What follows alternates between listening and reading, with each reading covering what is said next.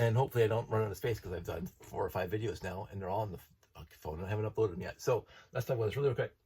So I have 5 now. Woohoo! And I did realize I found 2 ends, the 1x1 brick or whatever, with just a double instead of the 4 slopes, which I don't think looks nearly, I think that looks better. But I only have 2. I probably have more, but I couldn't find them. I went through my slope spin, but they could be somewhere else because I just dumped light gray and whatever. So I have 2 built. Yay, perfect. And I put a little thruster in the back. This reminds me, again, it was on TV just yesterday.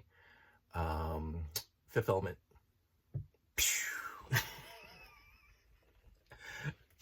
After that huge tangent about TNG, I don't want to go off on this huge tangent, so I'll make this quick. The Fifth Element has got to be one of my most favorite standalone science fiction movies of all time. It's not my favorite, most favorite, because that would be probably The Day the Earth Stood Still, 1951. But every time The Fifth Element is on, I stop and I watch it because it is a joy to watch. I just adore it. For a standalone, one-off science fiction movie, it's brilliant. It's fun. Anyway, so I made 2 of those. There. And then, yeah, this original nose. But when I did this one, I used the curved slopes. So I got a little bit of gap at the back. I don't know if I like that better. I don't know if I like that better than this one. With a solid, just a 33-degree slope. I kind of like this. It looks a little fancier. I can't put the trans red tiles on the side, but it looks like. Anyway, and then I have 2 more, but I don't have good front noses on them. But they're ready to go when I find the front noses. And then I put them all out here, and then I said, this is vaguely reminiscent of something. This is vaguely, vaguely tickling my brain somewhere. And I'm going, forget Star Trek Settlers of Catan, because there is a Star Trek version of Settlers of Catan where the Enterprise is used as the roads. I think I played it once, maybe I haven't, but I've seen it. Way long ago, there was a Star Trek board game. Like, I went down the Silver Snail, rode my bike down to the Silver Snail in downtown Hamilton, before the Book Nook, which is also long gone.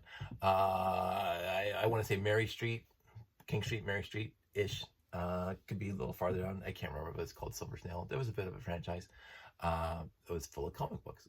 Shocking. It was a comic book franchise in Canada, Silver Snail. I don't know how many of them there were. I know there was one in Toronto. I never got to, but the one in Hamilton, I rode my bike to. And not just comic books. They had all kind of whatever for geeks, and including board games, including model kits, including uniforms and posters. I got some of my posters there at the Silver Snail. So Dungeons and Dragons was huge, but they had a board game that I purchased that was like a hexagon. It looked like Settlers of Catan, but it was a big map of space, quadrants, and planets and whatever. And I never really understood the instructions. I bought it because it came with the little die-cast metal ships: Klingon Bird of Prey, the Klingon T7, the Enterprise, a couple other things, the K7 space station, all was in there. And then you would put them on the board and you roll the dice and you move things around. You have battles and whatever. I just bought them for the ships. Yeah, that's how geeky I am. Because I had nobody to play these games with. Nobody. Literally nobody would ever play that Star Trek game with me. I had that Star Trek game for a long time because of the ships that came in it. I eventually took it to Value Village years and years, decades ago. The only Star Trek thing I have, it's already downstairs. The blueprints of the original Enterprise and the blueprints of TNG, because I found those in Value Village just a while back. So I have both sets of blueprints. So I love them. I think I have the technical manual still, the original Starfleet technical manual. But other than that, I do not have much here in the way of paraphernalia, as I'm pointing over there. Can you see that? Oh, you can see the base. Let me just lift that up just a little bit. Hopefully it stays. There. Oh, and a communicator. I just keep this because it's small and I can just put it here. Beam me up. The battery's dead. These things, all the buttons used to do something, but the little pen light batteries are dead. That's not part of my love of Star Trek. It really never was. I liked the model kits. I had the original Enterprise. I had the Klingon D. My brother had the Klingon D7 and the Romulan Bird of Prey before, like in the 70s. I had the 3-in-1 that had D, A, and the original on this beautiful stand. That got busted.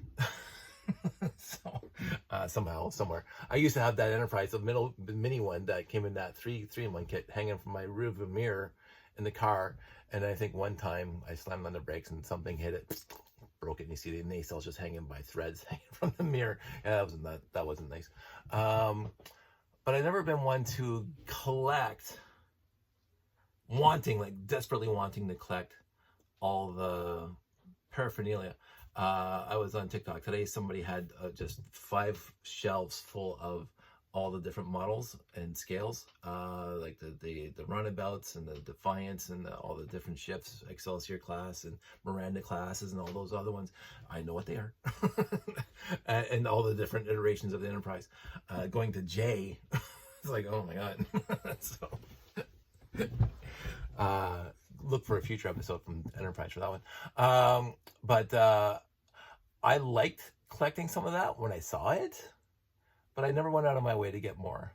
If I came across it and I wanted it and I had some spare cash in my pocket, I would get it. But I just love the books I got. Lots and lots of Star Trek books I got. But I don't even have those anymore because I don't need them. I read them. Anyway, back to this. So I have 5 mate. I'm going to order the noses, just a double slope, 1x1s. All the other pieces I have in abundance, so I don't have to worry about it. I can have 8 or 10 before the next show, which is not going to be until Bricklemania next year. And I'll have some for that. But I was looking at that and I said, this reminds me of that board game. It also reminds me of Settlers, Star Trek Settlers, but this reminds me of the board game. And I love it. I absolutely love it. It's a stupid little stand, but I got lots of those. So now I'm pontificating to make a board game for Lego with classic space, and then make some Blacktron sets and make some whatever sets and all the various colors, and you can have the same rules that the Star Trek board game had. I can dig them up if I remember, and then we can have a board game of classic space. But anyway, that's not gonna happen. That's it. That's all. It is, oh my goodness, 10:19. Everybody out there, stay safe, take care, and I will talk to you soon.